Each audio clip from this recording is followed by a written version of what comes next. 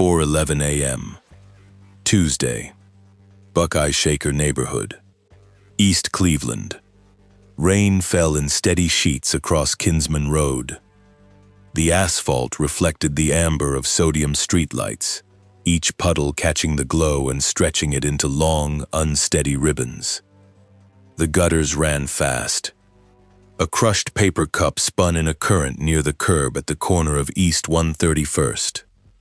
11 weeks of surveillance, 2 federal search warrants, and 1 conversation between a city water contractor and a beat officer had brought 22 FBI Cleveland field office agents and the Cleveland Police Department Gang Impact Unit to this exact corner at this exact hour.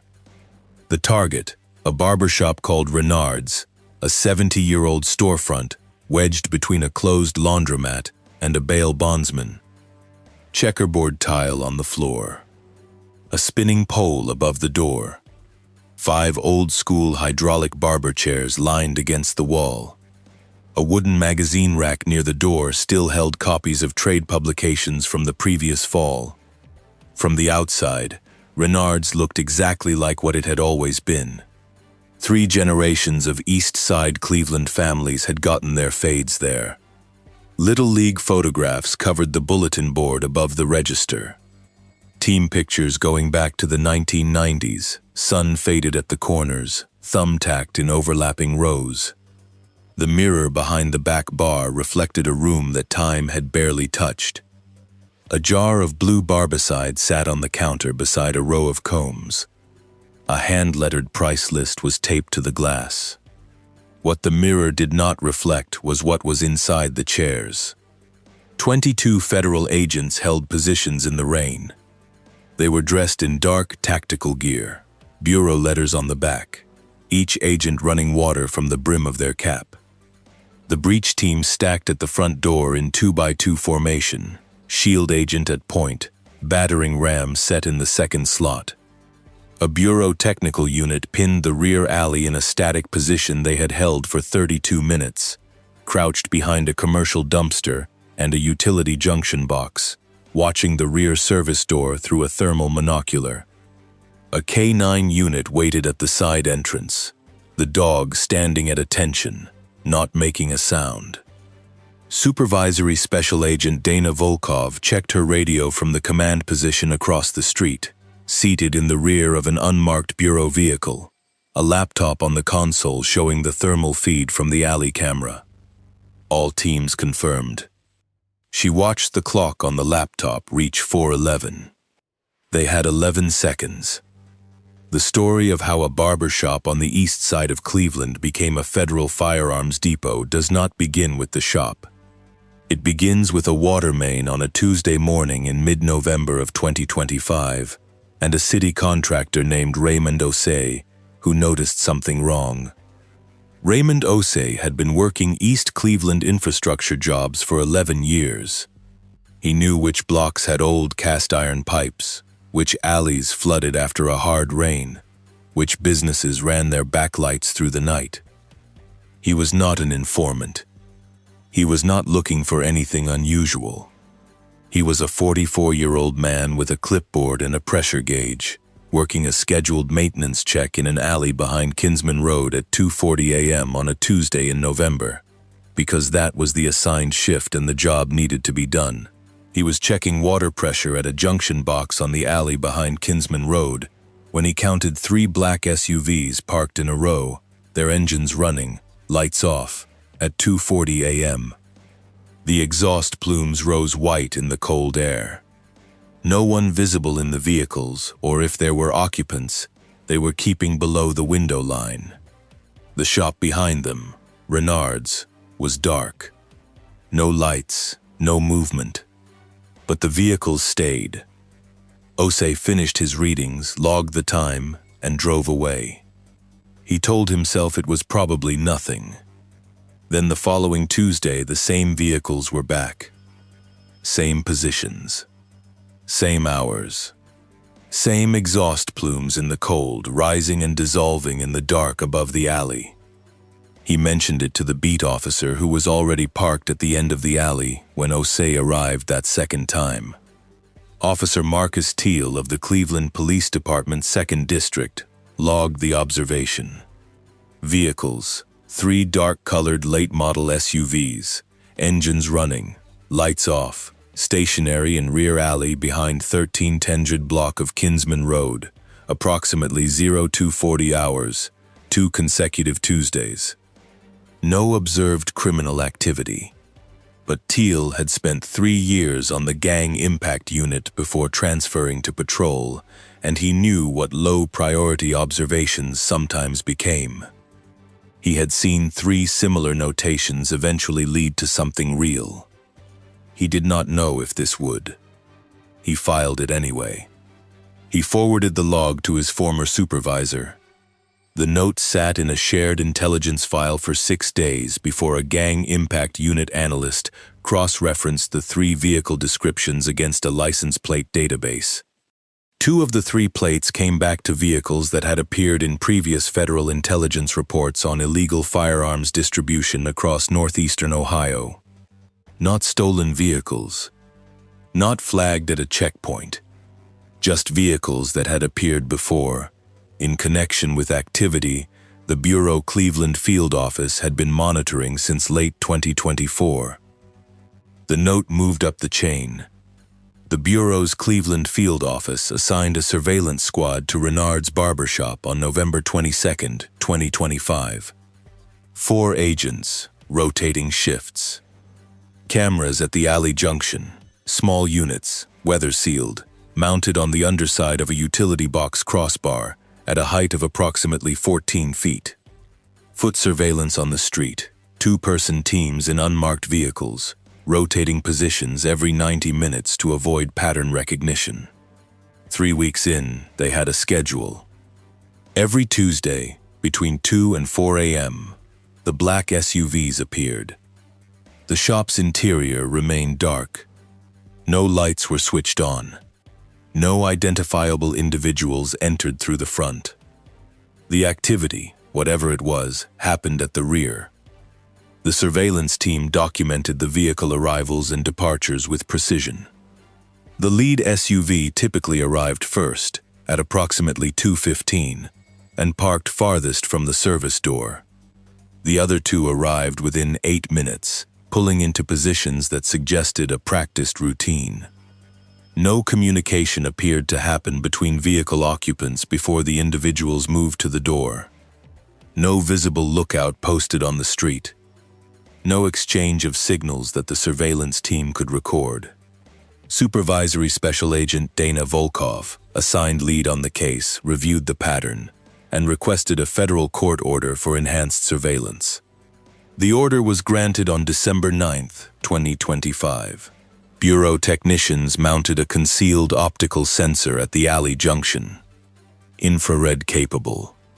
Motion indexed. The mounting process required a 40-minute window during a Tuesday afternoon when the shop was open and operating normally, a detail the surveillance team found notable. The shop's daytime activity was entirely routine. Customers came and went. The chairs were occupied. Clippers ran. The radio played. Nothing about the Tuesday afternoon operation of Renard's Barbershop suggested anything other than exactly what it appeared to be. The Tuesday nights were different. What the sensor recorded over the following 8 weeks told a story the surveillance team had not fully anticipated. On a typical Tuesday, the black SUVs arrived between 2 and 3 a.m. 2 to 3 individuals entered the rear of the shop through a service door. The thermal signature of the interior showed no unusual heat source, no generator, no machinery. The individuals would remain inside for 45 to 70 minutes, then depart. The vehicles would leave in different directions, typically before 4 a.m. This meant the activity did not involve heat-generating equipment. Whatever they were doing inside, they were doing it manually, moving things. Loading or unloading, in the dark, with no need for running machinery. Volkov pulled the business records for Renard's, Licensed barbershop operating continuously since 1957. Current registered owner, Marcus Gerald Renard III, third-generation operator, no criminal history. The shop had a valid city business license, current state cosmetology board registration, and a commercial lease that had been renewed annually since 2008. Nothing flagged. Nothing unusual. Then the Bureau's Forensic Accounting Unit ran a quiet financial review. Renard's had declared gross revenue of approximately $91,000 per year for the past 3 years. For a 5-chair East Cleveland barbershop, that was plausible. Slightly above average for the neighborhood, but not improbable. The shop's bank records showed steady small deposits consistent with a cash-heavy retail business, regular supply orders from a commercial cosmetology supplier in Garfield Heights, and no unusual transfers or withdrawals. What stood out was the utility consumption pattern. The shop's commercial electricity draw in its final billing cycle had spiked 43% above its 12-month average, concentrated in 3 Tuesday night windows, each corresponding precisely to the surveillance dates when the black SUVs appeared. The shop pulled power on Tuesday nights. A lot of it. But no lights came on. No visible machinery ran. The current was going somewhere the thermal cameras could not see. That anomaly cleared the threshold for a physical investigation. Something had been modified inside that building, and the modification was drawing power in the dark. On December 29, 2025, the surveillance team logged an observation that would take on greater significance in retrospect. During the Tuesday night window, one of the thermal sensors at the alley entrance briefly lost signal for approximately 4 minutes, between 2:51 and 2:55 a.m. The disruption was attributed at the time to an atmospheric interference event. The log noted the gap and moved on. When analysts reviewed the full 11-week surveillance record the following month, they identified 3 similar 4-minute sensor gaps, each occurring on different Tuesday nights, each beginning at 2:51 a.m. The gaps were not random. They were precise. Someone inside the operation was triggering a localized signal disruption at a predictable interval, likely to mask a specific step in their process, loading a vehicle, passing materials, or conducting a head count of the inventory. The disruption technology itself, whatever produced a consistent 4-minute interference window for an infrared optical sensor without physically touching the unit, implied a level of operational security that the surveillance team had not initially attributed to this target. The people using Renard's were not amateurs. Here is what the court-authorized structural analysis would eventually confirm. Renard's had been renovated twice in the previous 18 months. The first renovation, completed in January 2025, had been permitted as a routine interior refurbishment. New flooring substrate, updated plumbing connections, refinished cabinetwork. The second renovation, completed in April 2025, had been permitted as replacement of the shop's commercial HVAC unit. Both permits were legitimate. Both contractors were licensed. Both jobs were completed and signed off by city inspectors. But a third set of modifications had been made to the building that appeared on no permit, in no contractor's record, and in no city file. The base columns of the shop's 5 hydraulic barber chairs, each a solid steel pedestal welded to a floor mounting plate, each designed to hold the weight of a full hydraulic assembly, had been machined hollow. The exterior of each column was original, untouched, indistinguishable from any other 70-year-old barber chair base. The chrome was unscratched. The welds at the floor mount appeared identical to the factory configuration. The interior had been carved out with precision tooling, the cavity lined with a thin acoustic dampening material bonded to the interior wall, and a replacement cap welded back across the floor mount with a concealed hex key release port at the 6 o'clock position of the base perimeter. To open one of the chair columns, you needed a specific tool, and you needed to know where to look. The release port was recessed 2 millimeters into the base collar, painted over with the same shade of black enamel used on the rest of the column. A visual inspection of the floor would not find it. The columns were, in functional terms, vertical safes, soundproofed, heat-shielded, and invisible to a visual search of the shop. The power draw on Tuesday nights was the magnetic locking mechanism.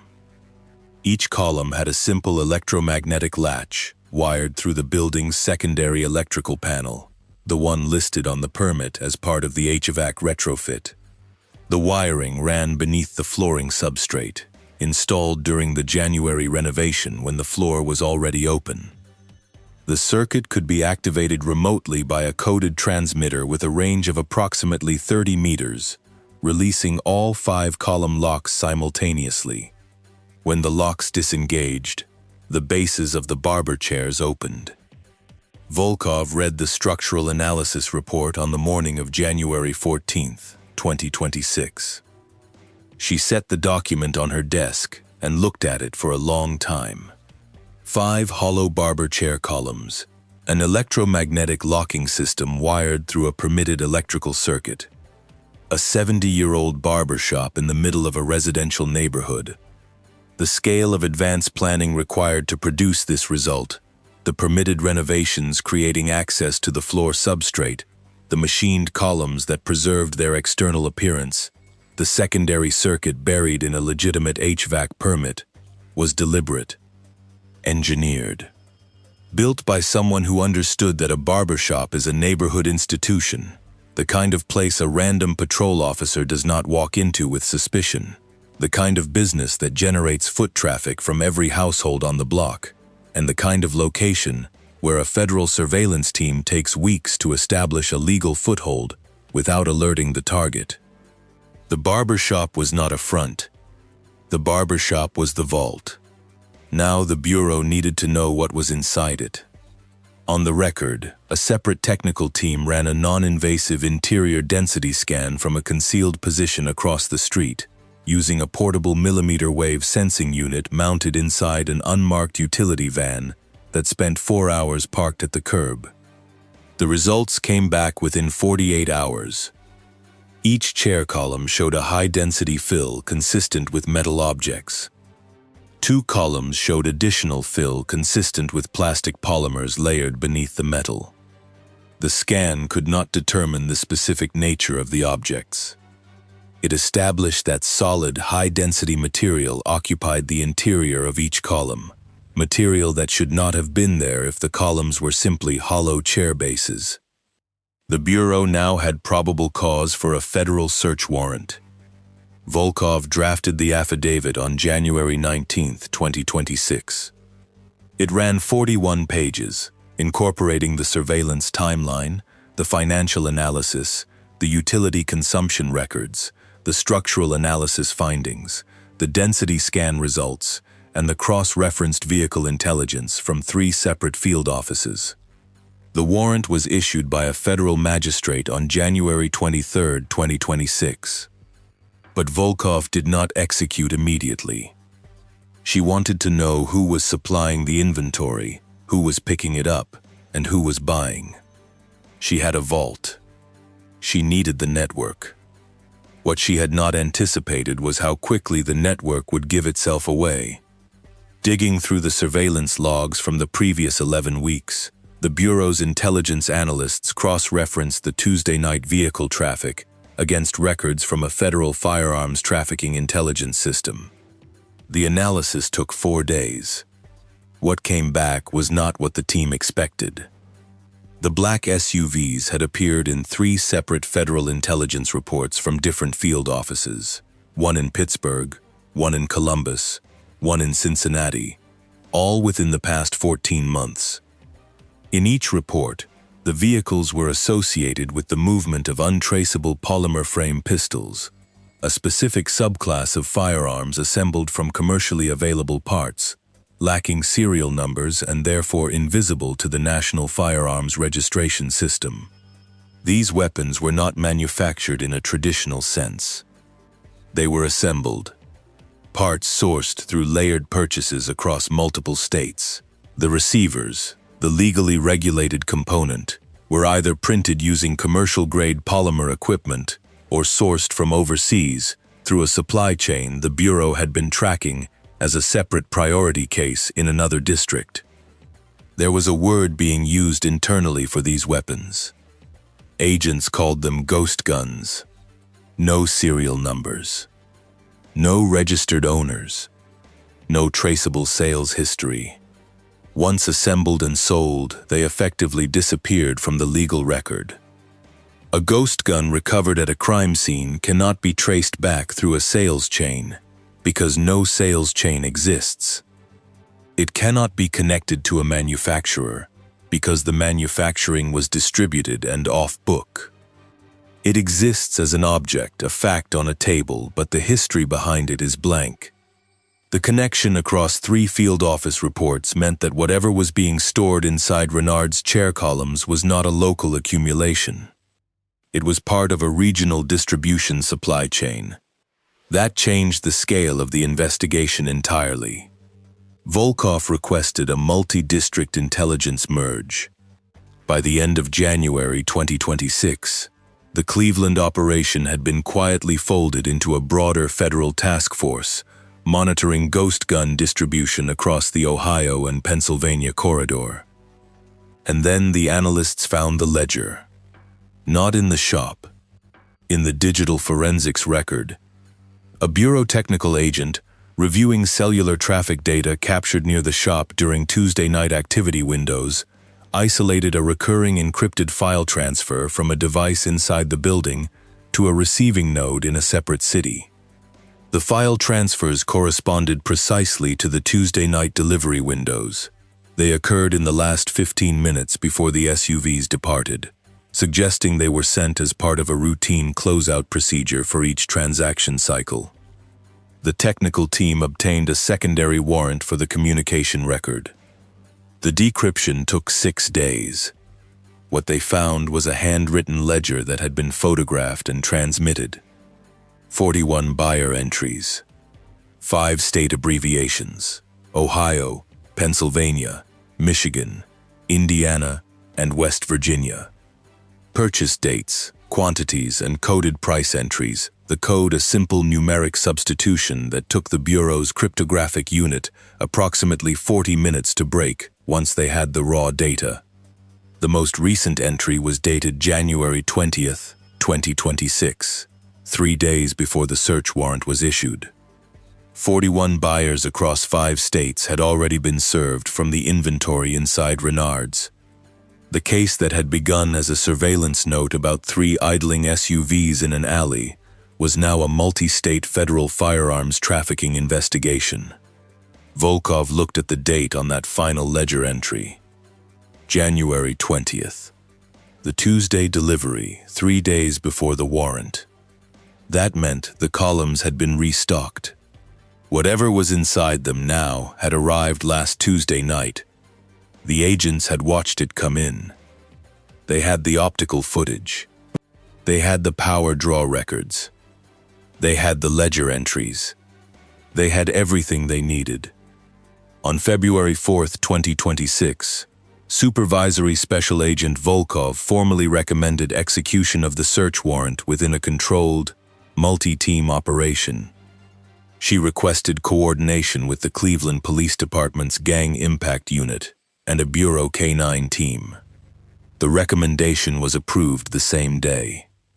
The raid was set for Tuesday, February 10th, 2026, 4:11 a.m. The hour the shop would be occupied, if Tuesday patterns held, and the hour the team would have the widest window before the neighborhood came alive. A neighborhood institution had been converted into an instrument that was feeding weapons into communities up and down the Ohio corridor. Marcus Gerald Renard. I had opened the shop in 1957, the year the Cleveland Browns won the NFL championship. He had worked long days and kept his prices lower than the downtown shops to hold his neighborhood clientele. His son, Marcus Gerald Renard II, took over in 1981 and held the shop through the lean years of the 90s, when 3 other barbershops on the same stretch of Kinsman closed permanently. The families who came to Renard's over those decades were people who brought their sons in at age 4 for the first haircut and kept coming back through graduations, weddings, and the particular grief of burying someone too soon.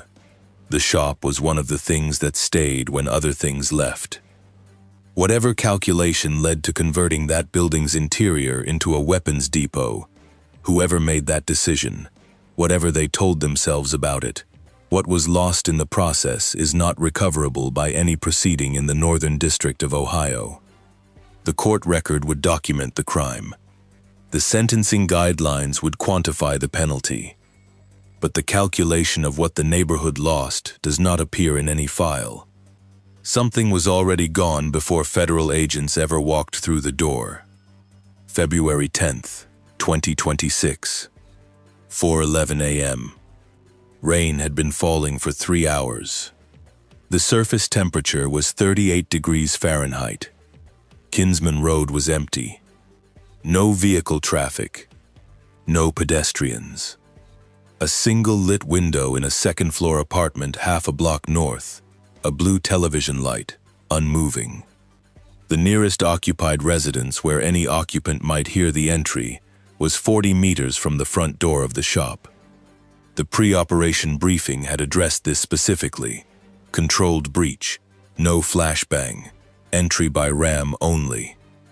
Surveillance had confirmed that 2 individuals were inside the building. Thermal signatures from a pre-operation scan conducted 45 minutes prior matched positions, consistent with the storage area behind the shampoo station at the rear of the shop. Both signatures were stationary and had remained stationary for the previous 20 minutes, suggesting the individuals were waiting or resting rather than actively working. A third signature was not immediately identifiable. It was located against the north wall of the main cutting floor, low and stationary. The signature was smaller than a standing adult, consistent in shape, with a person seated on the floor.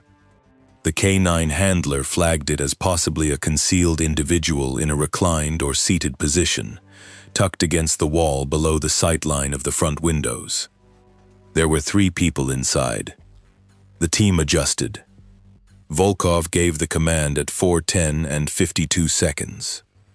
The breach team, 6 agents, front entry, moved from the staging vehicle to the door in 12 seconds, crossing Kinsman Road at a controlled jog, maintaining spacing. The rain was still falling. The entry ram was a standard door-breaching tool, 40 pounds, 2-handle grip. The rear technical unit confirmed alley position. The K9 team held at the side entrance, dog at heel, absolutely still. The entry ram hit the front deadbolt at 4:11 and 6 seconds. The first strike bounced the door but did not breach. The deadbolt held on a reinforced strike plate that the structural analysis had not flagged. The breach team reset in under 2 seconds. The door came in on the second strike. The breach team entered in 2x2 formation, moving left and right along the cutting floor in a practice sweep. The shop was dark except for a faint green glow from a power strip at the base of the back bar. The cutting floor smelled of barbicide and old wood. The floor contacts cleared in 3 seconds. 5 barber chairs, magazine rack, waiting bench, register counter. The team swept left, past Chair 1, Chair 2, Chair 3, and called the main floor clear at 4:11 and 15 seconds. 9 seconds from breach to first clear call. A sound came from above the shampoo station. Movement in the ceiling space, a scraping of weight shifting across the tile board above the suspended ceiling panel. Immediate. Reactive. 2 agents moved to the access point and pulled the panel. 2 individuals dropped from the false ceiling above the shampoo station, neither armed at the time of contact, both taken to the floor in the narrow space between the shampoo sink and the back wall, both compliant, both cuffed within 30 seconds. One of them was bleeding from a cut on his palm where the ceiling tile edge had caught him on the way down. He was asked twice if he was injured. He said no, both times. K-9 handler Special Agent Leo Barros sent his partner into the back office on command. The dog cleared the office in 8 seconds and moved immediately to the north wall of the main cutting floor, where it held position at a floor-to-ceiling rolling mirror mounted on a commercial caster track. The mirror was a standard barbershop piece, heavy, framed in dark wood, on commercial casters. The dog held, did not move, did not make a sound, just stood at the base of the mirror and held. Barros called the secondary team. Behind the rolling mirror was a narrow alcove, approximately 22 inches wide, running 3 feet back into the wall behind a section of removed drywall that had been refinished and painted to match the surrounding wall surface. The alcove was dark. A third individual had been positioned there, flat against the back surface, knees slightly bent, completely still. No weapon was drawn. No attempt to move. The individual was brought out into the main cutting floor without incident, cuffed, and placed against the far wall beneath the Little League photographs. 10 total arrests were made in the building before 5 a.m. 7 had been located inside the shop proper. 3 others were detained in the rear alley when the Bureau Technical Unit closed its position at the command signal. Individuals who had been in 2 of the 3 black SUVs parked in positions consistent with a scheduled Tuesday delivery run. One of the 3 attempted to leave the alley on foot when he heard the front door breach. He made it approximately 30 feet before a bureau agent and a CPD gang impact officer intercepted him at the alley mouth. He did not resist. All 10 were placed in federal custody. All 10 were subsequently charged under federal firearms trafficking and racketeering statutes in the Northern District of Ohio. The Bureau's evidence response team entered Renard's at 4:42 a.m. 6 agents in the evidence unit, led by Special Agent Carrie Soule. They entered the shop as the last of the arrested individuals was being walked to a transport vehicle outside. The cutting floor was lit now, every overhead light on, the shop's old fluorescent tubes buzzing in their fixtures, throwing a flat, bright light across the checkerboard tile. Soule stood at chair 1 and looked at the column for a long moment before she touched it. The exterior of the column was exactly as described in the structural analysis: chrome finish, original welds, enamel-painted base collar. She crouched and ran her finger along the base perimeter until she found the release port at the 6 o'clock position, 2 millimeters recessed, painted over. She produced the hex key from her kit. It was a standard size, the same specification that had been determined during the structural analysis. She fit the key, turned it 90 degrees, and felt the magnetic latch disengage. The floor panel swung on a concealed hinge. The interior of the column was lined with the acoustic dampening material noted in the analysis, a dark gray foam, close-celled, approximately a 1/4 inch thick, bonded to the steel wall. The oiled cloth wrapping inside was dark with lubricant. Soule put on gloves and began removing items.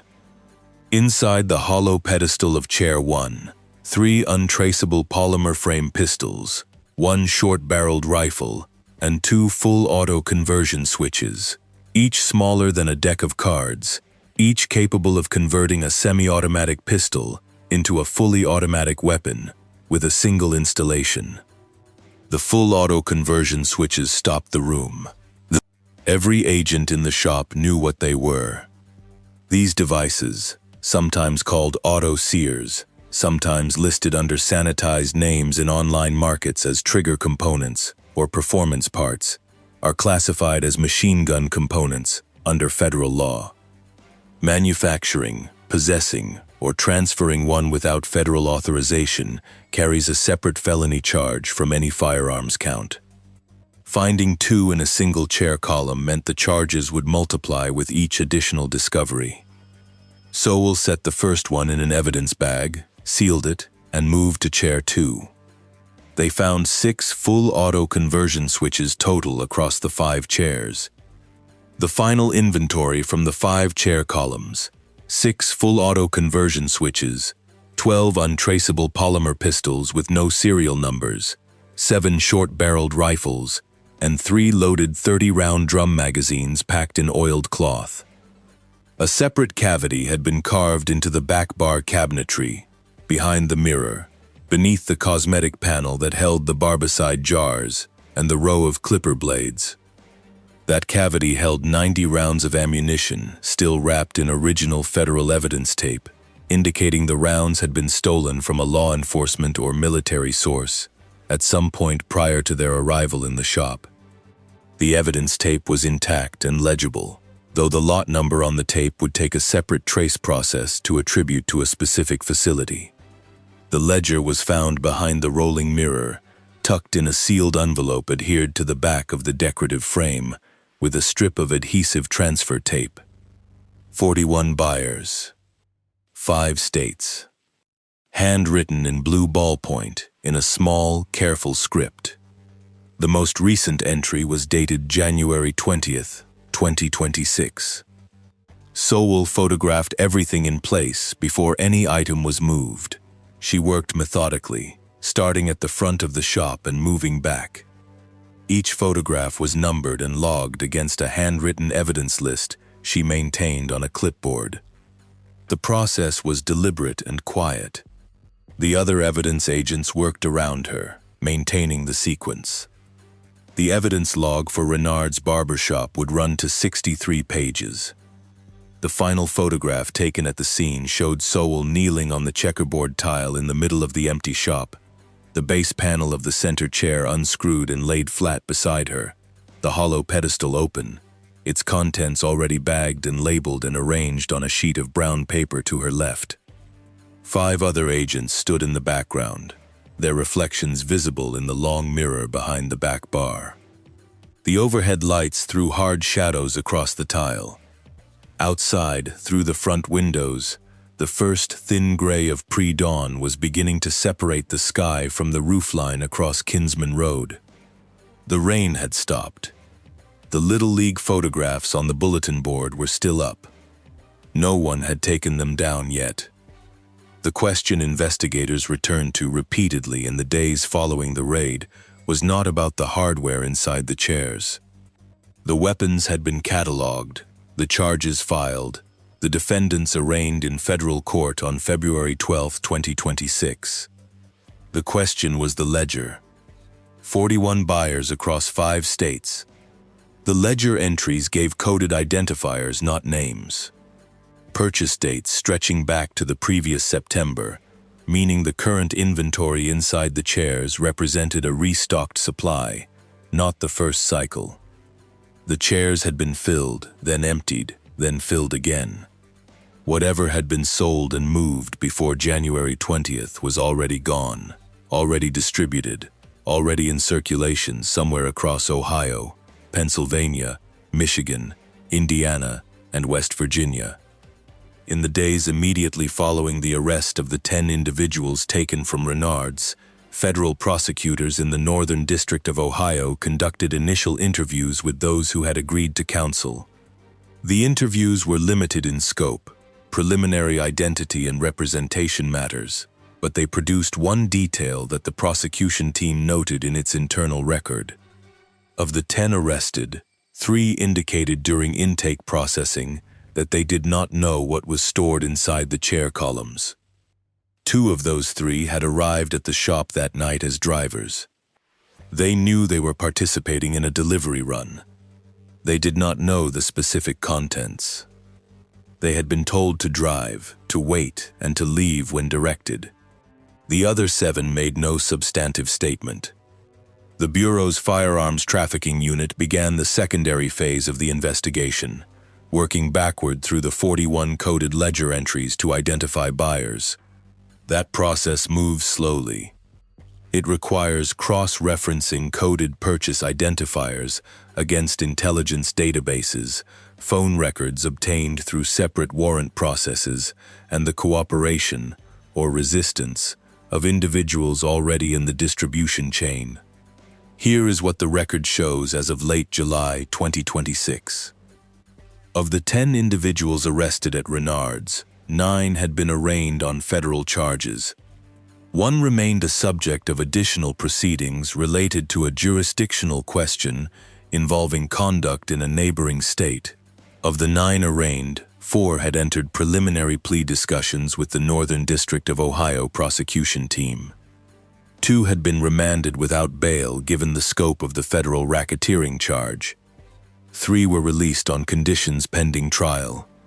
Of the 41 ledger entries, federal investigators had, by the date of this account, identified or confirmed the identities of 23 buyers. 18 remained unidentified. Those 18 represent 22 coded transactions, meaning some of the unidentified entries are likely the same individual purchasing multiple times under the same code. 12 of the 23 identified buyers had been served federal criminal charges in their respective states by late June 2026.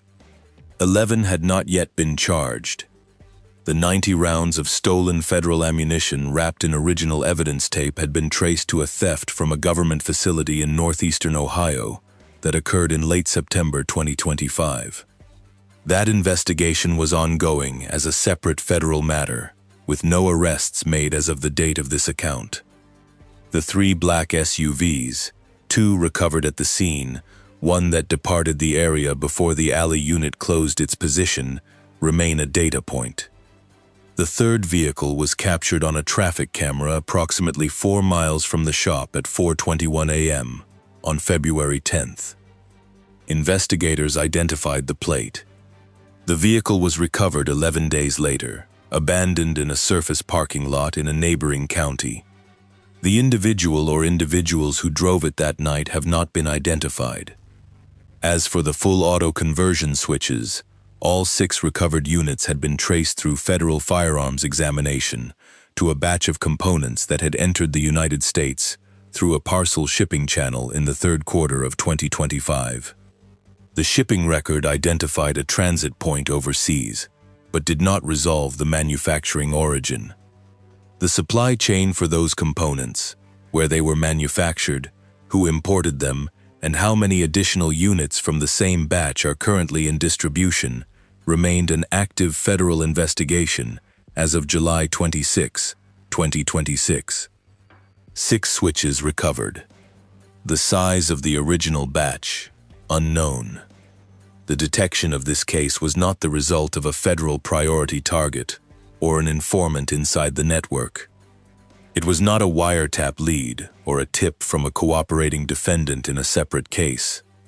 It was Raymond Osei noticing 3 idling SUVs in an alley on a Tuesday night in November. A city water contractor on a routine maintenance check, logging a detail that did not fit and mentioning it to a police officer. The entire federal case, the 11-week surveillance, the structural analysis, the warrant, the multi-district intelligence merge, the 43-page affidavit, the 63-page evidence log, the charges filed across 5 states, begins with that one observation. 1 contractor, 1 detail, 1 conversation. Put yourself in Osei's position for a moment. It is 2:40 a.m. in November. You are running water pressure readings in an alley. There are 3 SUVs parked behind a closed barbershop with their engines on. There is a reasonable case for deciding this has nothing to do with you. You have your own readings to finish and your own shift to complete, and nothing about this is your assigned responsibility. The reasonable thing is to keep walking. He filed the observation anyway. The honest assessment of this case is that the detection mechanism was fragile. The operation at Renard's had been running since at least September 2025. 5 months before the raid. The Tuesday night delivery schedule had been consistent for at least that entire period. Without Osei's observation, and without Officer Teal's decision to forward a low-priority note to his former unit, there is no identified mechanism by which this particular barbershop would have drawn federal attention. The shop was clean on paper. The permits were real. The revenue was plausible. The chairs looked like chairs. And there are things the case file leaves unanswered that are harder to absorb than any entry in the evidence log. 18 ledger buyers remain unidentified. 22 transactions to unknown parties, involving an unknown quantity of weapons that are now somewhere in 5 states. The weapons do not have serial numbers. They cannot be traced when recovered at a crime scene. They cannot be connected to a seller or a buyer or a transaction. They exist as objects, without history. The full auto-conversion switches, 6 recovered, came from a batch of unknown size. Additional units from the same batch may be in circulation, in the hands of individuals whose names do not appear in any file currently open. Of the 41 buyers in that ledger, how many of those weapons have since been used? The Bureau's evidence response team cataloged 63 pages of what was inside Renard's barbershop. The 64-page question, what was already sold, is the one no one can fully answer. Federal agents count their numbers from the inside of the shop. The checkerboard tile, the open chair columns, the bagged and labeled inventory, 28 firearms and components recovered and off the street. The ledger entries from September through January tell a different count. The 28 weapons are the recoverable part of the story. The rest moved before the warrant was issued, distributed across a 5-state territory, without serial numbers, without a trace. Some fraction of those weapons may never have been used. Some fraction may have been recovered without being connected to this case. And some fraction may have been present at incidents already logged in other jurisdictions, in other case files, under other investigation numbers, with no thread yet connecting them back to the chair columns at Renard's barbershop on Kinsman Road. That thread may eventually be found. Federal cases of this type develop slowly, in layers, over years. The ledger entries are a starting point. The 23 identified buyers represent a foundation the prosecution team will continue to build on. Cooperation from defendants in related proceedings sometimes surfaces connections that direct investigation cannot reach. Or it does not. Renard's barbershop is permanently closed. The lease was terminated by its landlord on February 15, 2026. The spinning pole above the door is